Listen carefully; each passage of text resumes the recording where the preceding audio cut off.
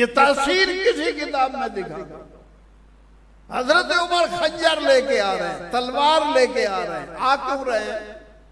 اس لیے کہ نبی جو ہے استغفر اللہ ان کی زندگی سے کھیلوں، غصے میں ہے اور اس کا مزاج انتہائی شدید ہے۔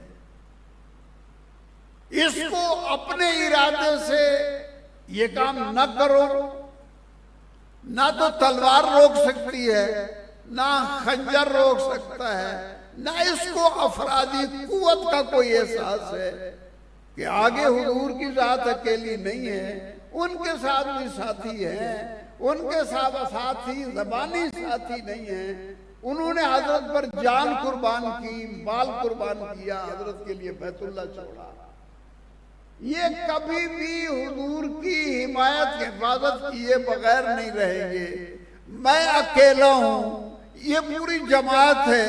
حضرت عمر کے ذہن کو اس نے نہیں متاثر کیا، اس چیز نے متاثر نہیں کیا۔ حالانکہ حضرت حمزہ نے فرما دیا تھا کہ اگر یہ صحیح نیت کے ساتھ آ رہا ہے تو ہم اس کا استقبال کریں گے، اگر یہ کوئی غلط ارادہ لے کے آ رہا ہے، حضرت حمزہ فرمایا اسی کی تلوار سے اس کی گردن کاٹوں گا۔ ایسے لوگ تھے، یہ زبانی دعوے نہیں ہیں۔ حضرت عمر کو اطلاع ملتی ہے کہ جناب آپ کی بہن مسلمان ہو گئی ہے، بہنوئی مسلمان ہوگا، یہ واقعات آپ کے سنے ہوئے۔ حضرت واپس آئے گھر میں تو یہ صورت تھی۔ جب یہ صورت تھی، ہمشیرہ کو مارا، بہنائی کو پیٹا، پھر کہا اچھا وہ کتاب کے الفاظ سناؤ جو تم پڑھتے ہو۔